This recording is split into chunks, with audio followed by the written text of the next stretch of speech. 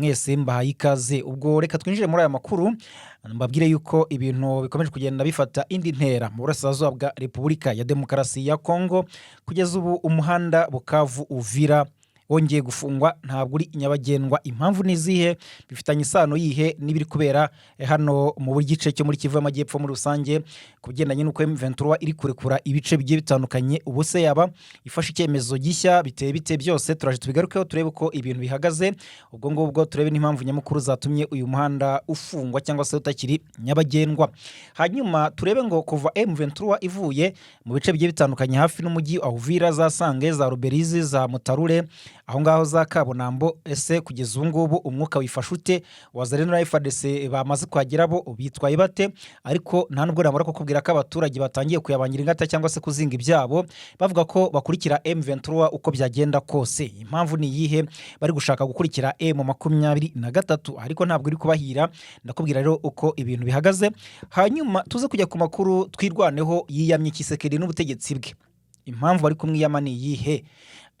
Ubwo ndakubwira uko bimeze hano imurenge cyangwa se iminembwe za Bibogobogo byakaze cyane. Tuze kureba itangazo rya M23 kucyo iri gutangaza ku bigendanye no kuba yarekuye ibice runaka hariya muri Plaine de la Ruzizi, bigaca igikuba mu bantu cyangwa se abantu bagacika ururondogoro. Yagize ibyo itangaho umucyo cyangwa se ibyo itangaza, cyane ko harashize igihe benshi bavuga bati dutegereje kumva icyo M23 itangaza. Isibye ibyo twabonaga ko iri kugenda izinga ibyayo iva ngaha za Sange, za Mutarure, za Ruberizi ndetse na za Kabonambo yerekeza za Gatogota na za Kamanyora, za Ruvunge, ariko kugeza ubu itaragira icyo itangaza ku mugaragaro. Rero turaje tubigarukeho, hanyuma tuze kujya ku by'uruzinduko rwa Perezida Kisekedi ndetse hariya nyine muri Uganda mwirahira rya Perezida Yoweri Kaguta Museveni ugiye kuyobora indi manda, ngira ngo ni manda 7. Akaba rero amaze imyaka myinshi cyane ku butegetsi kuko ari mu baperezida bamaze imyaka myinshi kuri iyi si ku butegetsi. Rero yarahiye nyuma yuko ahigitse barimo Robert Kyagulanyi, Bobi Wine mu minsi ishize, akaba yarahiriye kuyobora indi manda muri rusange. Kisekedi ariyo ndetse rwose biranagaragaza ko umubano wabo na Perezida Yoweri Kaguta Museveni ukomeje kugenda uzamuka. Biteye bite? Mukore subscribe, mukande like, mukande share, muduhe comment, ubundi twinjire mu makuru neza cyane kugira ngo kandi amakuru yacu uyabona mu bambere. No kuvuga ngo iyo ukanze subscribe cyangwa se ugakanda kuri ako kazogera ubona burya iyo tuyakugejejeho, iyo tutanze amakuru ubibona notification yayo mu bambere, bityo ugahita uyabona. Kandi nyine bikaba biri no mu rwego rwo kugira ngo mukomeze kugenda mudushyigikira mu buryo bugiye butandukanye. Reka twinjirane muri aya makuru n'iyi nkuru ivuga ko kugeza ubu hari umuhanda wa Uvira Bukavu utakiri nyabagendwa. Uyu muhanda birasa naho wamaze gufungwa utakiri kugendwa, kandi bikaba bifitanye isano no kuba M23 hari ibice yamaze kurekura bya Sange, za Ruberizi, za Mutarure, za Kabonambo. Ndetse rwose nanakubwira ko kugeza ubu ngubu muri bice FARDC na Kona Wazalendo bamaze tayari kwashinga ibirindiro ngo defense komeye cyangwa se ibirindiro bikuru mu bice M23 yarekuye babishinze Mutarure. Hano rwose Sepake niho bamaze gushyira ibirindiro byabo. Kugeza ubu ngubu bakaba bamaze gushyiramo n'utundi defense tubyungirije hafi yaho, bigamba bati rwose twamaze gufata ibice bitandukanye. Ati kandi umwanzi yamaze kujya kure cyane. Ati nta nubwo ari ibyo gusa, kubera ko ejo n'ejo bundi rusibiyaho ruzanyura turaza gufata ngo Ugoma, wa murwa mukuru w'intara Kivu y'Amajyaruguru. M23 rwose yanashyizeho ubuyobozi bwayo bati tunafate, nitumara gufata Goma kandi tunamanuke dufate Bukavu, bityo M23 tuyirukane mu buryo bukomeye cyane cyangwa se ije mu bice bitari ibyo muri iyi migi ikomeye cyane. Ibyo reka byigambwa cyane na Wazalendo na FARDC nyuma y'uko M23 ivuye hariya. Nubwo nabonye ku mbuga nkoranyambaga cyangwa se mu bitangazamakuru bitandukanye hari abatanze comment cyangwa se ibitekerezo bamagana FARDC n'igisirikare cyayo, bavuga bati se muri gamba gute kandi nta sasu na rimwe mwarashe kugira ngo mwe mwafata ibice M23 yavuyemo.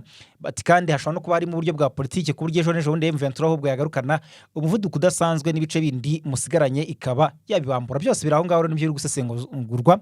Reka turega gutinda kuri ibyo, ahubwo tubwire ko umuhanda Bukavu Uvira cyangwa se Uvira Bukavu wamaze gusa naho ufungwa bitewe n'umutekano muke. No kuvuga ngo Wazalendo na FDLR mu nzira ziva Uvira zerekeza Bukavu bahakoze ibintu bisa na n'amabariyeri ku buryo bari gukumira abaturage ntabwo rwose biri korohera umuturage kuva mu bice bya Zanga Uvira cyangwa se Bukavu bakora urujya n'uruza muri izi nzira, ntabwo haratangazwa ngo impamvu ni izihe mu by'ukuri, ariko abaturage bakaba bageramiwe cyane mu buryo bukomeye cyane. Ariko reka maze kumbwira ko hari n'ababanje gutangaza ngo ni M23 ngo yafunze uyu muhanda ngo kugira ngo Wazalendo na FARDC na FDLR na FDNB ngo badakomeza kugenda bakora ingendo ku buryo bagira Bukavu, bikaba byatera ingaruka ku buryo uyu mujyi nawo wafatwa, ariko ntabwo ariko biri, ahubwo Wazalendo na FDLR nibo bashinze amabariyeri babuza abaturage gukora urujya n'uruza. Kugeza ubwo abaturage bari kuvuga bati rwose bigendanye no guhaha kujya mu masoko ni ibintu bikomeye cyane, ntabwo byoroshye na gatoya. Ati ku buryo umuturage ubu ngubu bari kwifuza umunyu, arifuza sukari, arifuza rwose ibigendanye n'isabune, ntabwo ari kubasha kubikora.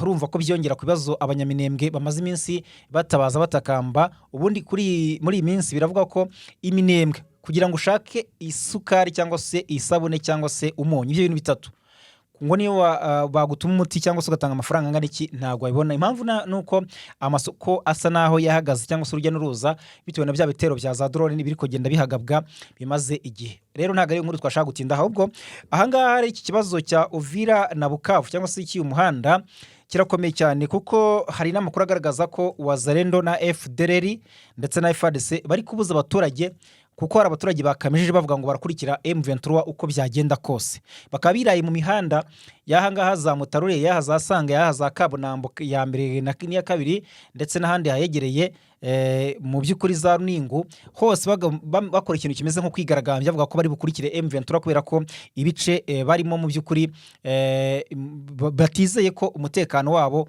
uza kugerwaho, kuko mu bihe byashize bakomeje kugenda batabaza bavuga ko Uvira bakomeje kugenda bicwa na Wazalendo, bicwa na FDL, bicwa na FARDC, kandi noneho hakiyongeraho no kunyagwa ibyabo cyangwa se kwamburwa ibyo baba bafite nk'abafite amaduka n'ibindi bigiye bitandukanye. Bakavuga ati noneho ubwo M23 noneho igiye mu birometero byinshi cyane ugereranyije naho yariri, kuko bavuye mu birometero bitarenze 25 ugereranyije no mu mujyi wa Uvira uri, bagiye mu birometero bigera muri 75.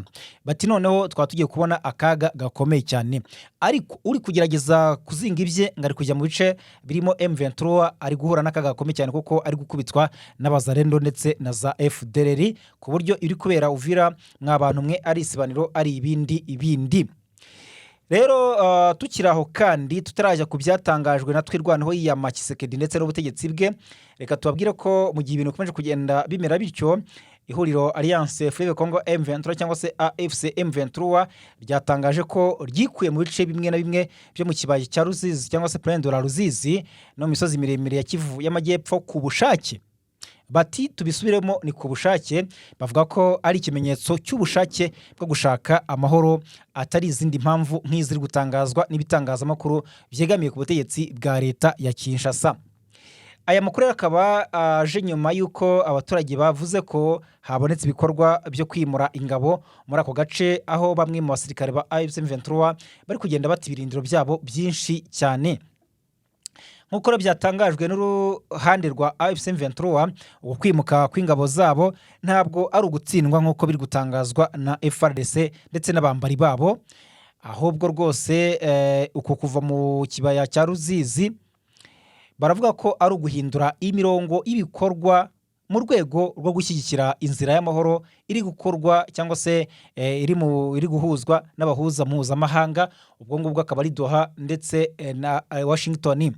Amakuru akaba yatangajwe agaragaza ko utu duce turimo Sange, Mutarure n'ahandi mu kibaya cya Ruzizi cyangwa se Plaine de la Ruzizi kuri ubu twatangiye kugenzurwa na FARDC, ndetse rwose nk'uko nabikubwiye ahitwa Mutarureho muri aha muce bya hafi ya za Spark bamaze tayari kwashinga ibirindiro cyangwa se defense nkuru.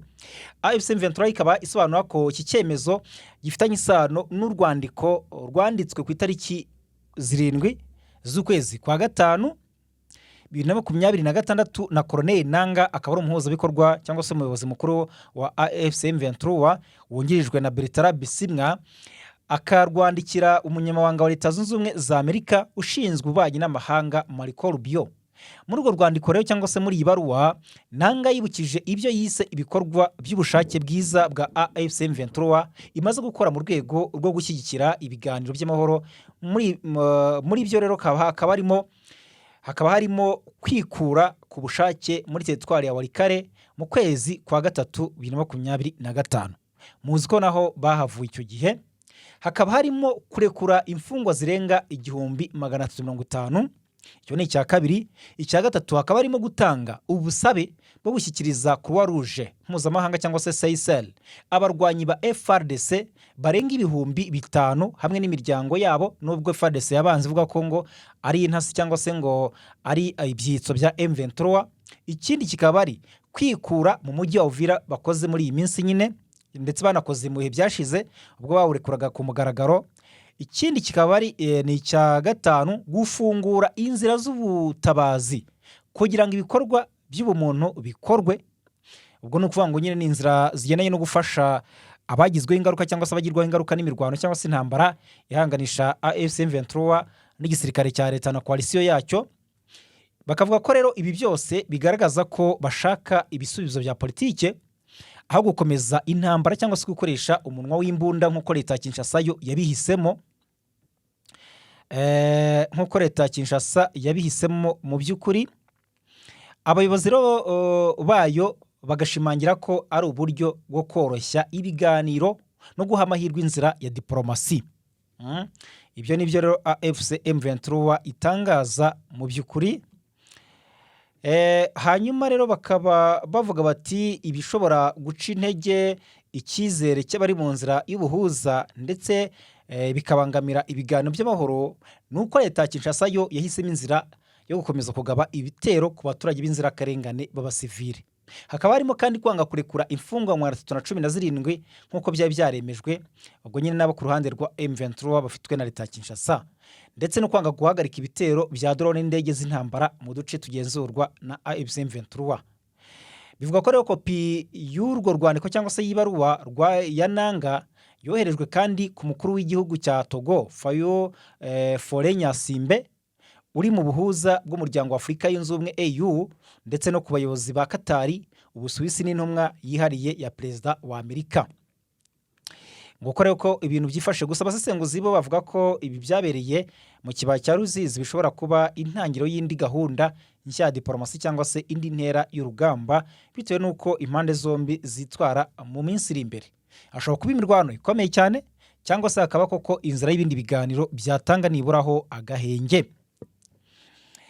Nuko nguko rero ibintu byifashe rwose. Ikindi nakubwira nuko kugeza ubu ngubu twirwaneho nayo yakamije cyangwa se yatangaje ko iri kwihanangiriza ubutegetsi bw'Kinshasa bwa Tshisekedi buri kuza mu baturage bufite drone. Izo drone ziriho zihambiriyeho za mikrofone.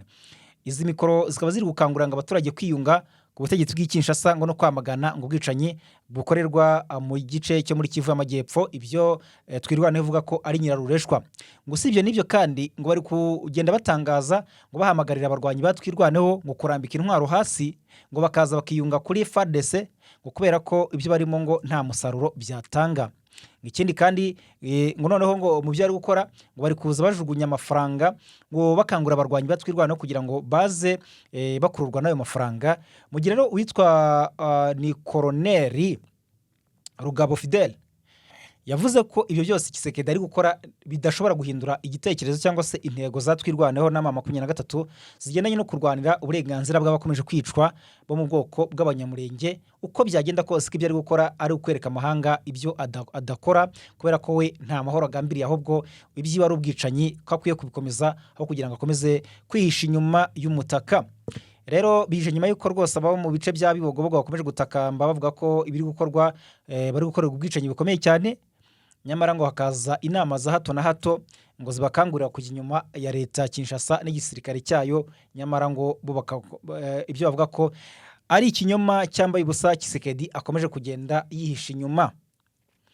Reka tubabwire yuko rero kandi mu yandi makuru rwose Perezida wa Repubulika Demokarasi ya Kongo Felix Antoine Tshisekedi Chilombo yagiriye uruzinduko rw'akazi i Kampala muri Uganda, aho yagiranye ibiganiro byihariye na Perezida Yoweri Kaguta Museveni ku bibazo by'umutekano, ubukungu ndetse n'imishinga mishya y'iterambere ihuza ibihugu byombi. Ibiganiro byabo bikaba byabereye muri State House i Kampala, bikaba byarabaye kuri uyu wa mbere, byasize impande zombi zishyize umukono ku masezerano atandukanye, amasezerano 6 y'ubufatanye yari yarateguwe mu nama ya komisiyo ihoraho ihuriweho n'ibihugu byombi. Kugeza ubu rero kandi ahangaha rwose Minisitiri w'Ububanyi n'Amahanga wa Kongo Kinshasa Kayikwamba akaba yagize ati icyari kigamijwe ntabwo ari ukongera amasezerano gusa, ahubwo ni no guhindura mu buryo bugaragara imibereho y'abaturage b'ibihugu byombi. Mugire Museveni we yagize ati ikibazo cya mbere ni umutekano ku mipaka yacu muri Kivu y'Amajyaruguru na Ituri. Abayobozi bacu ba gisirikare bazi icyo kibazo, bazi icyo bagomba gukora.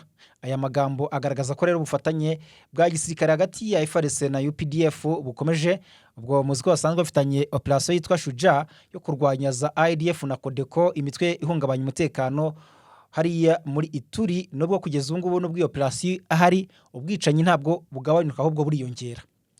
Nuko nguko rero ibintu bimeze kugeza ubu rwose. Twababwira ko kandi Perezida Yoweri Kaguta Museveni yarahiriye nyine kuyobora Uganda.